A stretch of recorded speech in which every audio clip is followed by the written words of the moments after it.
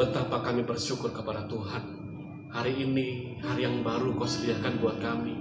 Kami awali untuk datang kepada Allah, mengucap syukur atas apa yang Kau rahmatkan buat kami semuanya Tuhan. Dan biarlah kini waktu ini adalah waktu yang terbaik untuk kami bisa duduk di kaki Tuhan. Kami boleh memuji, menyembah, mengucap syukur kepada Allah. Dan Kau akan menanamkan benih-benih firman Tuhan dalam setiap hati kami. Dan hati kami mau terbuka di hadapan Tuhan. Kami persilahkan Roh Kudus bekerja atas kami semuanya.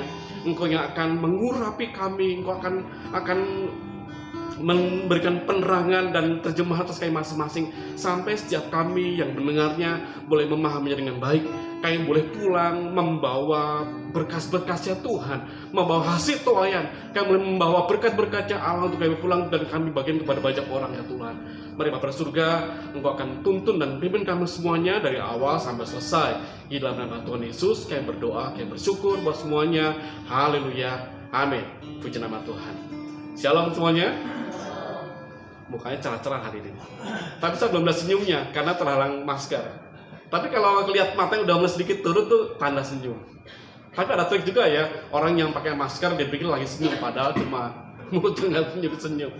Ya, puji nama Tuhan. Terima kasih, senang sekali kita bisa kembali bersama-sama hadir ya untuk di gereja beribadah bersama-sama. Walaupun mungkin belum sepenuhnya teman-teman bisa hadir semuanya, tapi inilah keadaan yang terjadi di tengah-tengah kita karena memang 2 tahun lebih kita dihantam badai ini sehingga membuat semua porak-poranda termasuk gereja kita dan semua banyak gereja lain juga alami hal yang sama. Dan ketika kita selesai melewati masa pandemi, senang ya, happy semuanya senang, bersuka cita, wah kita udah lewati semuanya. Tetapi saya menganalogikan kayak gini nih. Ketika kita lagi dihantam badai atau kebanjiran lah ya, rumah kita berantakan semuanya. Lalu setelah hujannya reda, lalu banjirnya surut, senang nggak kita? Senang ya, aduh puji Tuhan, banjirnya surut. Tapi kita nggak bikin pesta biasanya. Apa yang kita lakukan pertama kali? Bebenah, ya. Kita pasti bersih-bersih. Wah, ngepel lah barang-barang yang udah nggak berguna, yang dulunya kesimpan tiba-tiba jadi barang buangan semuanya. Semua kita rapiin sampai rumah kita cantik dan mungkin punya tampilan yang baru daripada sebelumnya, gitu ya. Dan saya pikir ini sebuah analogi yang baik buat kita juga sama. Dalam kehidupan rohani kita juga sama. Dalam gereja kita juga sama. Setelah hantaman badai ini datang, ini seperti kita sedang disapu dan dibersihkan dengan berbagai macam yang nggak enak tadinya kan. Lalu selesai pandemi, kita bersuka cita, puji Tuhan sudah selesai. Ya, pestanya sudah selesai, tapi bebenahnya belum. Ya, masih banyak yang perlu kita benahi. Di gereja kita masih banyak yang perlu kita benahi. Yang paling penting adalah hati kita yang perlu banyak kita benahi. Betapa ternyata pandemi ini mengajar kita tentang akan banyak hal. Pergumulan, pergolakan, dan lain sebagainya, bermunculan silih berganti. Tapi kalau sampai hari ini kita ada, ingatlah sekali lagi ya, semua karena kebaikan Tuhan. Banyak orang yang lupain, banyak kita melupakan apa yang Tuhan kerjakan buat kita semuanya. Hingga kita cuma sibuk dengan happy kita, tapi kita lupa semua terjadi karena Tuhan. Puji nama Tuhan. Minggu ini saya sedang membaca kitab Samuel. Saya akan fokus kepada fasa pertama dan fasa yang kedua tentang seorang perempuan yang bernama Hana. Kemarin sekolah minggu saya juga sampaikan kepada sekolah minggu, lalu di renungan juga singkat saya juga sampaikan tentang Hana. Terima kasih. Sejujurnya kita semua nggak pernah ngerti rencana Tuhan atas kita itu apa. Rencana besar Tuhan buat kita itu apa, kita nggak pernah tahu. Kita hanya berjalan mengikuti apa ya, hari demi hari, langkah demi langkah.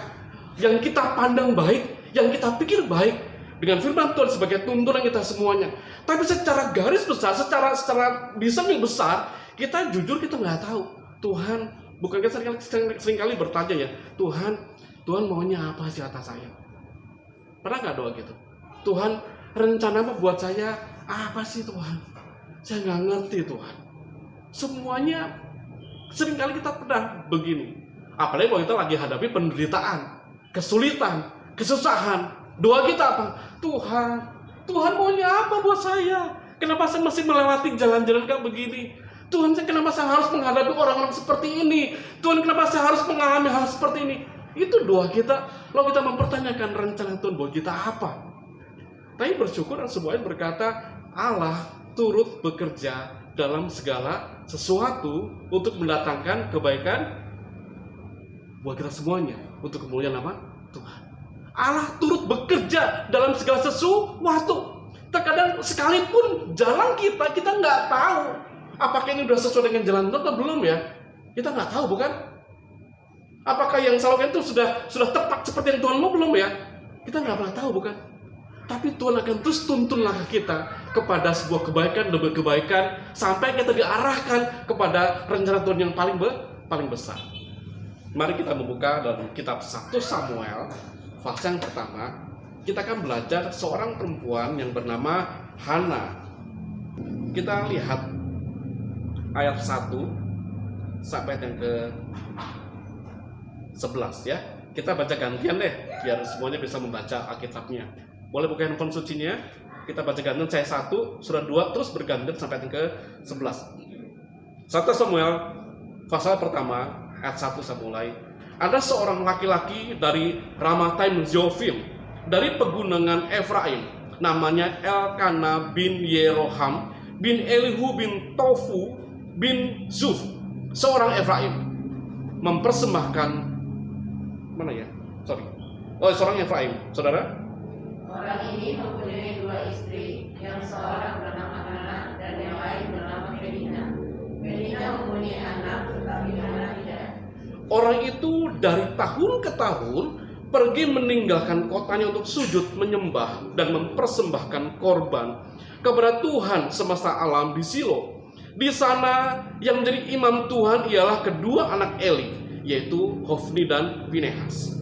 Pada hari Elkana mempersembahkan korban, diberikannya kepada Penina istrinya dan kepada semua anaknya yang laki-laki dan yang perempuan masing-masing sebagian. Meskipun ia mengasihi Hana, ia memberikan kepada Hana hanya 1 bagian, sebab Tuhan telah menutup kandungannya. Tetapi malunya selalu menyakiti hatinya, supaya dia dirasa, karena Tuhan telah menutup kandungannya. Demikianlah terjadi dari tahun ke tahun. Setiap kali Hana pergi ke rumah Tuhan, Penina menyakiti hati Hana, sehingga ia menangis dan tidak mau makan. Lalu Elkana suaminya berkata kepadanya, Hana, mengapa engkau menangis dan mengapa engkau tidak mau makan? Mengapa hatimu sedih? Bukankah aku lebih berharga bagimu daripada semua anak-anakmu? Pada suatu kali setelah mereka habis makan dan minum di Silo, berdirilah Hana, sedang Imam Eli duduk di kursi dekat tiang pintu bait suci Tuhan. Dan dengan hati-hati ia berdoa kepada Tuhan sambil menangis terseduh-seduh. Kemudian bernasarlah ia, katanya, Tuhan semesta alam, jika sungguh-sungguh engkau memperhatikan sengsara hambamu ini dan mengingat kepadaku dan tidak melupakan hambamu ini, tetapi memberikan kepada hambamu ini seorang anak laki-laki, maka aku akan memberikan dia kepada Tuhan untuk seumur hidupnya, dan pisau cukur tidak akan menyentuh kepalanya. Sampai sini dulu. Bapak Ibu terkasih, lihat ada seorang perempuan yang bernama Hana. Hana ini hidupnya menyedihkan, hatinya penuh dengan kepahitan, hidupnya nggak nyaman, karena Alkitab katakan dia ditutup kandungannya dan dia mandul, dia nggak punya anak. Zaman dulu kalau seorang perempuan nggak punya anak itu sebuah kemalangan luar biasa. Dia bisa dikucilkan, dia dianggap berdosa di hadapan Tuhan, dan suaminya yang punya istri yang nggak bisa punya anak, dia pun juga akan dikucilkan. Sepintar apapun, sehebat apapun, dia nggak akan bisa menduduki posisi yang terbaik di lingkungan masyarakatnya, karena nggak bisa punya anak. Sebuah keadaan yang sangat nggak enak, sehingga mereka punya hukum. Kalau dalam 10 tahun istrinya nggak punya anak, suaminya berhak untuk menceraikan istrinya dan mengambil perempuan lain supaya bisa punya anak. Itu sangat-sangat diperbolehkan.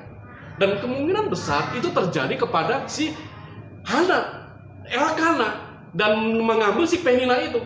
Setelah sekian lama dia nggak punya anak, si suami yang baik hati ini dengan sangat terpaksa sesuai dengan hukum bangsa Yahudi pada waktu itu, dia mengambil perempuan lain. Biasanya budaknya, biasanya budak perempuannya ya, mengambil perempuan lainnya bernama Penina untuk jadi istri keduanya. Dan celakanya adalah apa? Ternyata istri keduanya berhasil punya anak. Bukan cuma satu, dikasih 2. Ini membuat Hana semakin hanyut di dalam kepedihan hati, di dalam kepahitan hati, di dalam kesengsaraan luar biasa. Tertekan hidupnya. Mungkin kalau sekarang sih orang happy-happy aja ya, nggak terlalu pusing. Zaman dulu itu sebuah siksaan luar biasa. Mukanya mungkin dia nggak berani tegakkan kalau dia pergi ke pasar untuk belanja dan sebagainya. Karena orang kan mencibir dia perempuan mandul, perempuan berdosa, ditutup rahimnya. Terima kasih. Tapi mari saya ingin mengajak kita berkaca ya dari peristiwa ini. Makanya saya kasih judul agak sedikit unik, saleh yang salah. Karena kebanyakan kita merasa kita sudah cukup saleh, tapi ternyata kita belum saleh-saleh amat. Mungkin banyak salahnya malah. Tapi mari kita berkaca, saya pun berkaca dengan kehidupan Hana. Ketika dia menghadapi himpitan yang luar biasa ini, ternyata memunculkan sesuatu yang dahsyat. Yang kita bisa lihat, yang kita bisa pelajari bersama-sama hari ini. Hal pertama, kita akan lihat sikapnya Hana. Ketika dia menghadapi kehidupan yang menimpa dia. Sikapnya penting, karena sikapnya akan menentukan langkah berikutnya. Sikap ini penting, ini menentukan nasib apa. Kalau kita pakai bahasa sehari-hari. Nasib apa yang akan menimpa dia? Yang pertama, sikapnya adalah dia mengarahkan hidupnya yang pahit menjadi persembahan bagi Allah. Setiap hari Penina itu selalu ngeledekin si Hana. Alkitab katakan, selalu menjelekkan dia karena dia perempuan mandul. Selalu membanggakan anak-anaknya di depan suaminya. Di sini Penina selalu berusaha meraih simpati dan kasih suaminya karena dia sudah punya anak. Membandingkan dengan Hana, entah dengan ucapan secara verbal atau dengan sikap tindakan, tapi terasa sekali. Dan Hana begitu pedih hatinya. Tetapi di dalam kepedihan hatinya, di dalam kepahitan hatinya, dia membawa ini di hadapan Tuhan. Dia berdoa sama Tuhan, Tuhan hatiku pedih, Tuhan hatiku sakit Tuhan. Apa harus kubuat? Bertahun-tahun dia berdoa. Kalau si Penina sampai punya 2 anak, yang kemudian besar juga sudah mulai anak-anak dan remaja, berarti penderitaan Hana itu dari 10 tahun sebelumnya sampai si Elkana ambil si Penina sampai punya anak 2, itu saudara bisa hitung. Mungkin hampir 20 tahun jangan-jangan. Waktu yang dialami oleh Hana ketika dia menderita begitu lama. Dan dia, Alkitab mengatakan, Alkitab tidak pernah menuliskan kalau si Hana ini membuka mulutnya untuk balik ngatain si Penina. Si Hana nggak pernah dituliskan dia menggerutu kepada suaminya selama menceraikan si Penina. Dia tutup mulutnya, dia hanya datang sama Tuhan, dia hanya berserah sama Allah, dia hanya mengeluh sama Tuhan. Tuhan yang tahu, Tuhan tahu keadaanku, Tuhan tahu penderitaanku. Terima kasih. Kalau kita di posisi Hana, apa yang sudah akan lakukan? Balik labrak si istri muda yang nggak tahu diri ini? Atau kita berontak sama Tuhan? Atau kita mengasihi diri sendiri, lalu kita mengundurkan diri, kita nggak mau bertemu banyak orang, kita minder, kita merasa, aduh, saya orang paling malang sedunia, dia tepuk dari aku paling malang, terus dia ucap seperti itu. Mungkin ada beberapa dari kita bisa berkata seperti itu karena pahitnya hidup yang bertubi-tubi datang dalam hidupnya selama belasan tahun. Mungkin ini tafsiran saya, mungkin selama belasan tahun Hana alami itu semuanya. Tapi justru dia membawa ini semuanya kepada Tuhan. Saudara-saudara yang mengaku hidup saleh di hadapan Tuhan, sudah kokoh mengerjakan apa yang Hana lakukan? Membawa setiap kepahitan, setiap penderitaan, setiap ketakutan, setiap kecemasan kita kepada Tuhan. Bukan keluar keluhan, bukan umpatan, bukan makian dan sebagainya yang keluar dari mulut kita. Tapi muncul ucapan syukur kita kepada Allah atas apa yang terjadi dalam hidupnya. Jujur Hana nggak tahu apa yang terjadi atas hidupnya. Kenapa dia seperti itu, dia juga nggak tahu. Mungkin dia juga tanya sama Tuhan, kenapa seperti ini Tuhan? Tapi dia kembalikan sama Tuhan. Sampai di suatu kesempatan dia datang ke rumah Tuhan. Setelah dia dihina habis-habisan sama si Penina, karena setiap tahun pergi ke rumah Tuhan dia cuma datang sendirian, cuma membawa satu persembahan, sementara si Penina membawa tiga bagian persembahan, Hana cuma sebagian. Dia memberikan kepada Tuhan, lalu Alkitab katakan dia hanya duduk di depan altar, lalu dia bersujud, lalu dia berdoa dengan ucapan yang nggak bisa diucapkan. Dia hanya berkomat-kamit mulutnya karena kedalaman hatinya yang begitu pahit dan begitu pedih. Dia minta sama Tuhan. Itu seperti doa yang mendobrak pintu surga seolah-olah gitu ya. Doa minta belas kasihan Tuhan. Tuhan, berikan aku belas kasihan-Mu. Sampai muncul sebuah kata nasar dari dalam hatinya. Saya nggak tahu ya, Alkitab karena nggak tulis. Tahun sebelumnya dia pernah nggak bernasar seperti itu, saya nggak tahu. Tapi kali itu dia berdoa dengan sebuah kepedihan luar biasa. Dia bernasar sama Tuhan. Tuhan, ingatlah hamba-Mu ini. Jangan lupakan hamba-Mu ini. Kalau Engkau mengingat aku, memberikan kepadaku seorang anak laki-laki, Tuhan, kalau Engkau berikan kepadaku, aku akan persembahkan kepadamu untuk melayani Engkau seumur hidupnya. Bahkan besok cukur gak akan menyentuh rambutnya. Aku akan berikan seumur hidupnya buat Tuhan. Sebuah doa yang dia sampaikan kepada Allah ketika dalam keberian luar biasa. Terima kasih. Ini pun hal yang baik. Ketika dia minta sama Tuhan, dia udah tahu ujungnya. Artinya ketika apa? Ketika dia mendapatkan berkat itu, akan dia apakan? Dia udah tahu.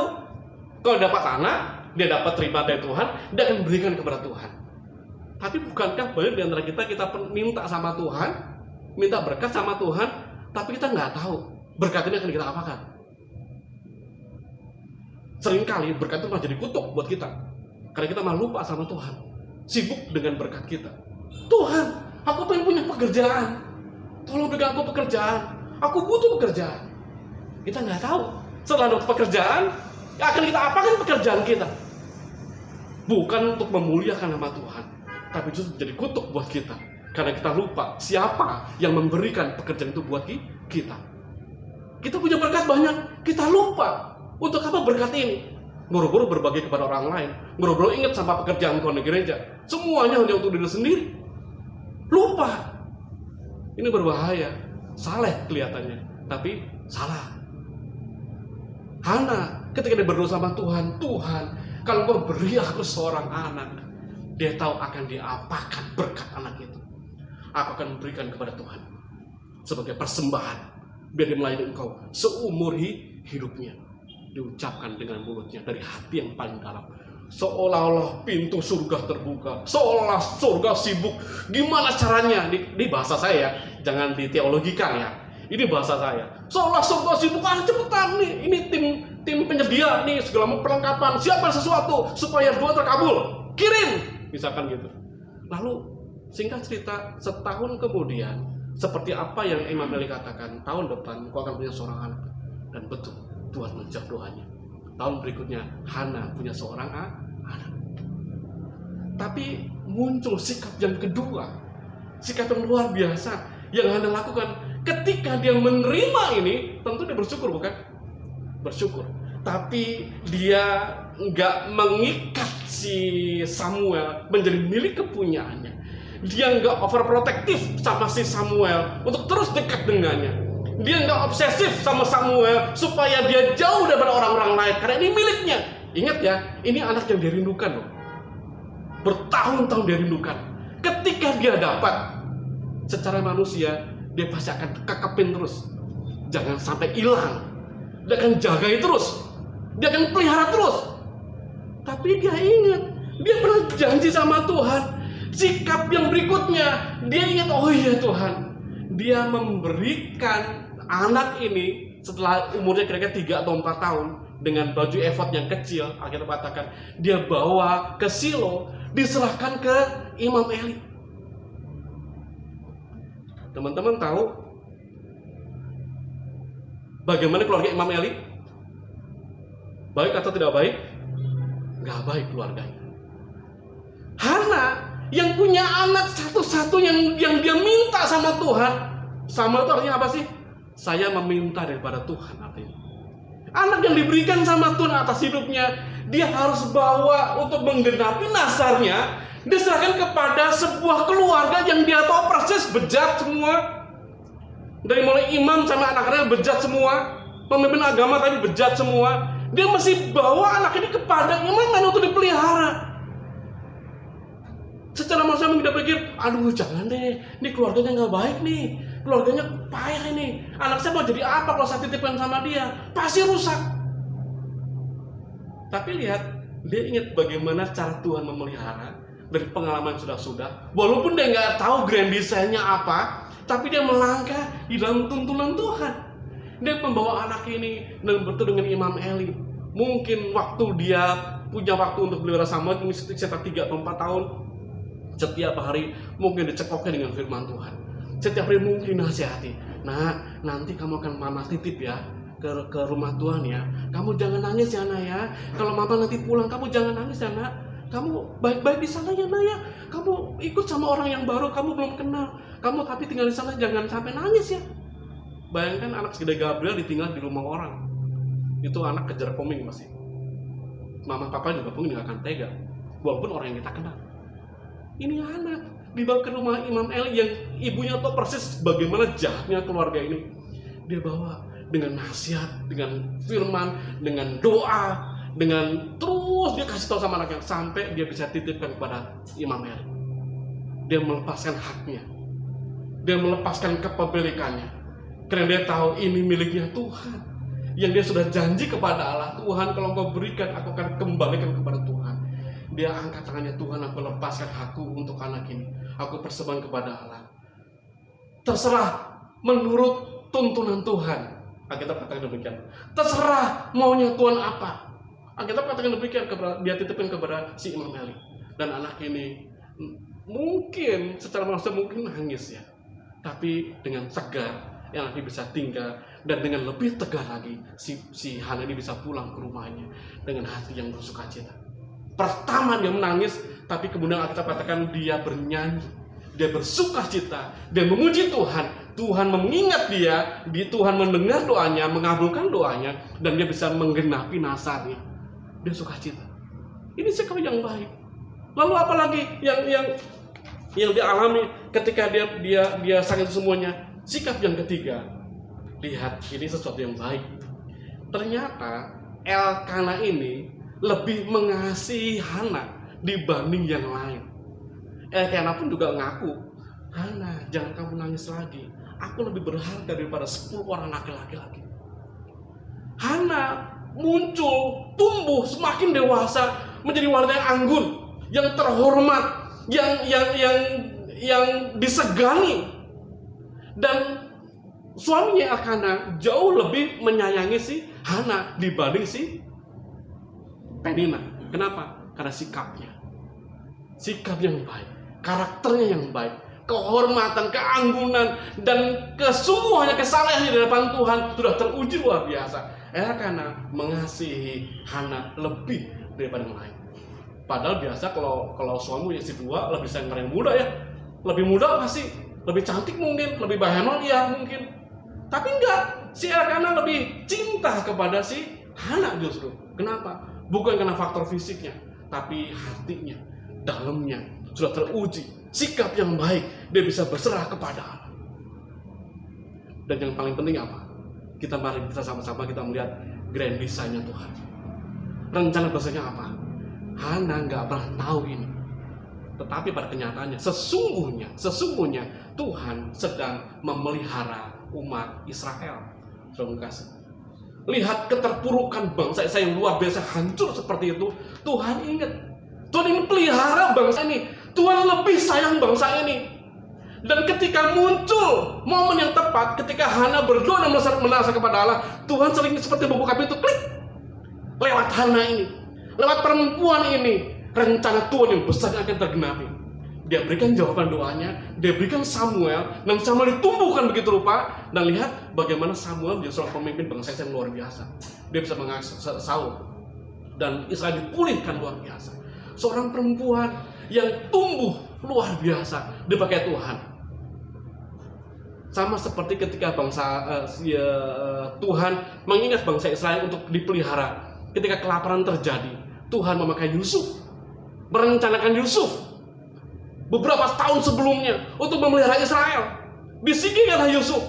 Penderitaannya mungkin sama seperti Hana, bertahun-tahun dia menderita. Tapi pada gongnya, pada titiknya, Yusuf diangkat menjadi seorang yang bisa memelihara bangsa Israel. Maria melahirkan Yesus pun sama untuk memelihara kita semuanya supaya engkau dan saya selamat. Dan penina dia bisa melalui hari-harinya di hadapan Tuhan. Dia berserah, dia nggak pernah muncul makian, nggak pernah muncul sungutan. Sikapnya membuat dia dicintai. Tuhan mengingatnya, Tuhan mengaruniakan anak kepadanya, dan dia dikatakan seorang Samuel. Hari-hari ini adakah engkau dan saya mungkin sama seperti Hana yang melewati kepahitan demi kepahitan, kepedihan demi kepedihan. Sedangkan kita sendiri nggak pernah tahu rencana Tuhan buat kita apa sih. Kita bertahun-tahun bergumul, Tuhan, rencana buat saya apa? Jangan pusing mikir itu semuanya. Berjalanlah sesuai dengan firman Tuhan. Dia akan tuntun. Dia turut bekerja dalam segala sesuatu untuk mendatangkan kebaikan hidupmu, untuk kemuliaan namanya. Jalan aja, gak usah pusing. Karena banyak orang berkutat dengan nyari Tuhan rencana apa buat saya, tapi nggak bergerak. Tuhan maunya apa, tapi nggak berbuat apa-apa. Melangkah bersama-sama dalam tuntunan Tuhan. Dia akan tunjukkan selangkah demi selangkah. Kalau Mario rumahnya mati lampu, dari rumah mau ke atas pakai senter, emang lampunya senternya sampai ke atas ke jalan raya? Kan enggak kan ya? Mario masih jalan pelan-pelan, naik tangga, turun tangga, belok kanan sesuai dengan arahan senternya, bukan? Tapi senternya akan menuntun Mario sampai ke depan. Firman Tuhan juga sama akan menuntun kita semua. Yang kedua, ketika engkau sudah berdoa sama Tuhan, kita harusnya tahu jawaban. Kalau kita dikasih berkat sama Tuhan, dijawab doa kita oleh Tuhan, apa akan kita apakan berkat itu? Kita apakan jawaban doa yang Tuhan kasih buat kita? Apakah hanya untuk kepuasan dari kita sendiri? Apa untuk kemuliaan Tuhan? Kalau engkau nggak tahu dan hanya kau pakai untuk kepuasan dirimu sendiri, hati-hati. Jangan sampai jawaban doa itu berubah menjadi kutuk atas hidupmu dan keluargamu. Ayo mari kita bawa, Tuhan, Engkau sudah menjawab doaku kepadamu. Aku mempersembahkan ini kepada Allah. Aku mau minta coba Tuhan tolong untuk menunjukkan supaya betul-betul apa yang kau berikan ini menjadi berkat bagi banyak orang. Sama-sama tahu. Lalu jangan ikat apa yang sudah kau terima dari Tuhan. Sama seperti Hana sudah terima Samuel, dia nggak ikat, dia nggak miliki sendiri, tapi dia persembahkan sama Tuhan. Ini milikku Tuhan, aku nggak punya apa-apa. Nggak memiliki kepemilikan atasnya. Artinya haknya atas hidupnya sudah nggak ada, tapi harus diberikan kepada Tuhan. Di balik semuanya, saya yakin dan percaya kita akan melihat suatu hari Hana pun melihat ternyata, oh ini rencana Tuhan atas anakku, atas bangsa Israel. Ternyata Tuhan pakai aku untuk melahirkan Samuel yang dengan rela hatiku serahkan kepada Tuhan untuk dipakai, dan dia dididik di bawah Tuhan sendiri langsung mengajar dia untuk membebaskan bangsa Israel kepada jalan-jalan Tuhan kembali. Saudara kasih, bayangkan ketika saya baca ini, saya membayangkan betapa bangganya Hana, betapa hatinya penuh ucapan syukur. Ternyata kepahitan demi kepahitan yang dia alami ternyata membuahkan kemanis yang luar biasa, bahkan lebih manis daripada madu. Wah, hati yang bersorak kekirannya. Bila kita bisa melakukan hal yang sama. Mungkin kita berkata, Pak, saya belum seperti itu. Saya sih udah saleh, tapi cara saya salah. Mari kita perbaiki bersama-sama. Kita sama-sama belajar. Saya belajar, teman-teman semua juga belajar dari hidupnya Hana, seorang perempuan yang mungkin jauh lebih menderita daripada saudara, tapi dia bisa melewati semuanya dengan ketenangan, dengan keteguhan, dengan kepasahan penuh kepada Allah, dengan penyerahan sejati kepada Allah. Dan dia berdoa sama Tuhan, mencurahkan apa yang dia alami, bukan kepada manusia. Kalau kita curhat sama orang, biasanya apa sih? Kita malah semakin banyak dikompori, bukan? Wow, kompornya makin lama-lama meleduk ke kompor. Tapi Hana membawa pergumulan kepada Allah, dan Tuhan menjawab pergumulannya. Kita beri bersama-sama, saudara. Dan ketika engkau menyanyikan pujian ini, lihatlah kehidupan Hana yang juga sama disertai Tuhan, musim demi musim disertai Tuhan. Bila engkau juga mengalami hal yang sama seperti Hana, menyadari bahwa Tuhan tidak pernah meninggalkan kita semuanya. Engkau ada bersamaku di setiap musim hidupku. Tak pernah kau biarkan ku sendiri. Kekuatan di jiwaku, kekuatan di jiwaku adalah bersamamu, adalah bersamamu. Haleluya. Tak pernah kau lakukan kasih-Mu. Oh, bersamamu, bersamamu Bapa. Ku lewati semua perkenanan-Mu Tuhan, perkenanan-Mu yang teguhkan hatiku, teguhkan hatiku.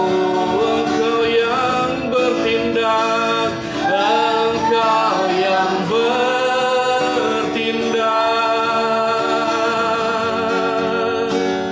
memberi pertolongan. Anugerah-Mu besar Tuhan, anugerah-Mu besar melimpah bagiku. Lagi sama-sama katakan, bersamamu, bersamamu Bapa. Kita lewati semua, ku lewati semua perkenanan-Mu, perkenanan-Mu yang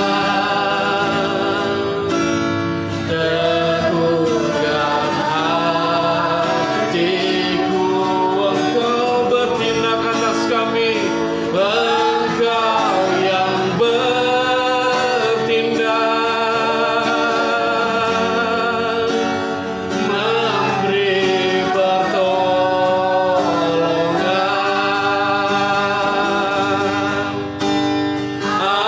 Anugerah-Mu besar melimpah bagiku.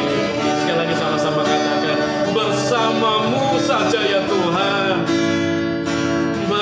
bersamamu Bapa. Ku lewati semua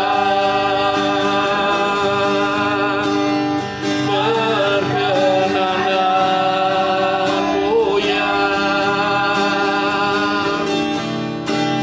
teguhkan hatiku.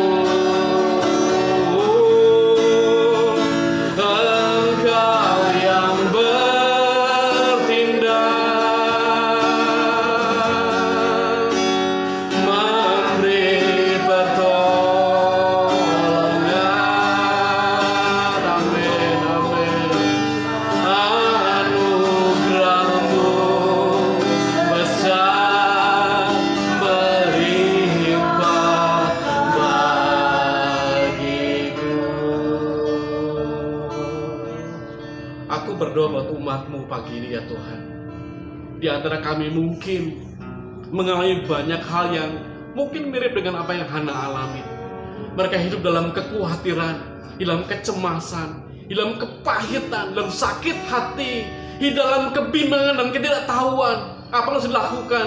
Bahkan hinaan demi hinaan mungkin muncul dalam hidup mereka semuanya, walaupun tanpa terucap dari orang lain, tapi mereka merasakan itu semuanya. Pagi aku berdoa kiranya belas kasihan turun juga atas mereka semua masing-masing, juga kepada hamba-Mu, kepada setiap kami yang mendengarkan firman ini ya Allah. Bila kiranya teladan Hana yang memiliki kesalahan luar biasa juga boleh kami teladani ya Tuhan. Kami yang mungkin selama ini merasa sudah saleh, tapi ternyata kami punya cara hidup yang salah di hadapan Tuhan. Kami hidup untuk hawa nafsu kami hidup untuk kepuasan kami. Hasil jawaban doa Tuhan atas kami gunakan untuk kepuasan kami, bukan kami kembalikan kepada Tuhan demi hormat dan kemuliaan nama-Mu. Tuhan, kami mohon diampuni pagi ini. Dan kiranya apa yang mereka sudah doakan sampai hari bertahun-tahun, mungkin seumur penuh hidup mereka sudah berdoa untuk ini semuanya.